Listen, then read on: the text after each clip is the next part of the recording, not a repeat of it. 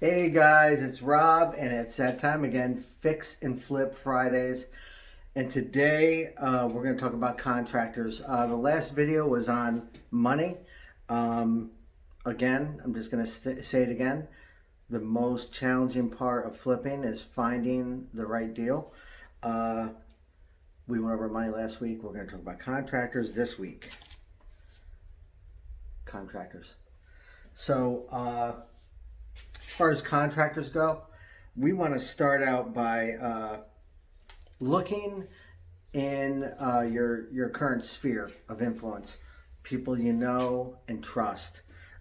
We want to start out by finding contractors that route, personal referrals. We want to start out by finding people who you know and trust, who work with contractors who they know and trust. Now, even though that's the best way to go about it, when you do find a contractor that route,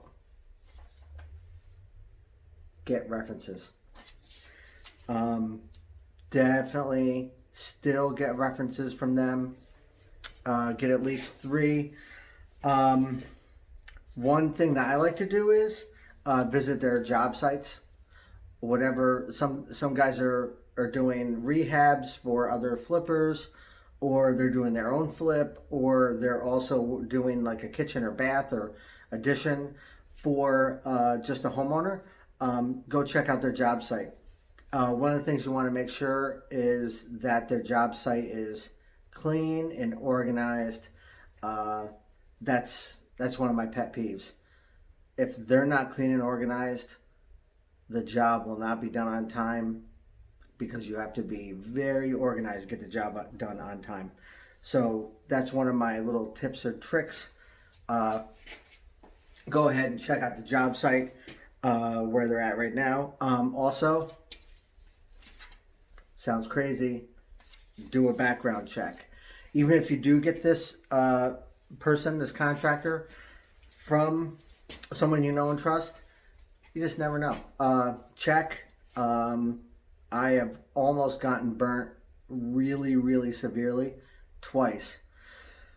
I got lucky on one, and I did a background check on the other. Definitely look into these people. They're people, definitely want to. This is going to be a 2, 3, 4, 5 month relationship with someone. There's a lot of money involved. Make sure everyone's cool. Everybody does what they say they're going to do. My wife likes to say, it keeps honest people honest. Just check up on everybody. Make sure that they are licensed and insured. Not either. They have to be both. You have to get permits when you do certain things to a property. Electrical, HVAC, plumbing, when you're moving walls, doing anything major, definitely make sure they have to be licensed and they have to be insured. Make sure that they bring their proof of insurance, get their license number, all that information. Also, get 3 bids. Use one scope. Create a scope of work before you meet them, and when you get 3 bids, use the same scope for each contract with each contractor, so it's all apples to apples. And make sure we're in the state of Connecticut. Everything's got to be in writing. Make sure that you have a written contract with the contractor, and the scope that you guys agreed upon is on there. Another little tip is make sure that you guys agree on how you're going to deal with any change orders, because this is, you don't know what's behind the walls. If the contractor finds something crazy behind the walls, or if you just want to change out, you want to do, instead of doing a light fixture, you want to do cans, you want to make sure that you guys agree on how to handle those change orders. Another big one, specify time frame. That's got to be right in the contract.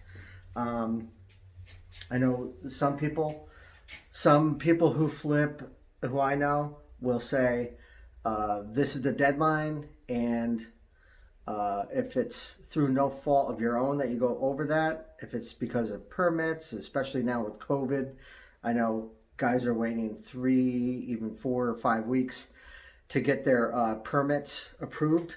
If it's not that, if it's just because of the negligence of the contractor, some people say they charge $100 a day after the specified deadline. So definitely get out in front of that.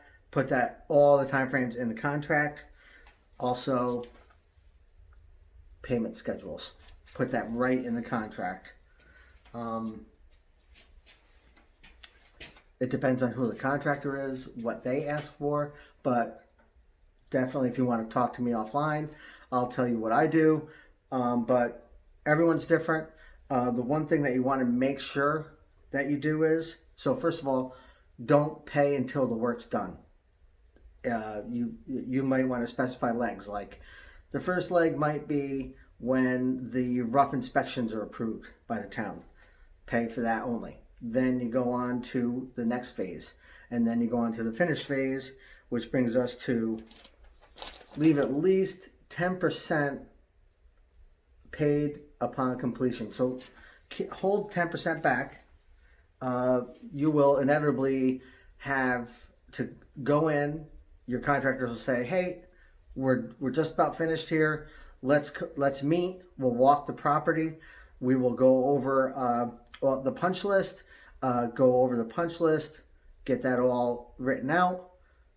You'll come up with the deadline, which will coincide with the deadline in the contract, and then you'll come out there and go over the punch list again. Make sure it was all completed to your satisfaction.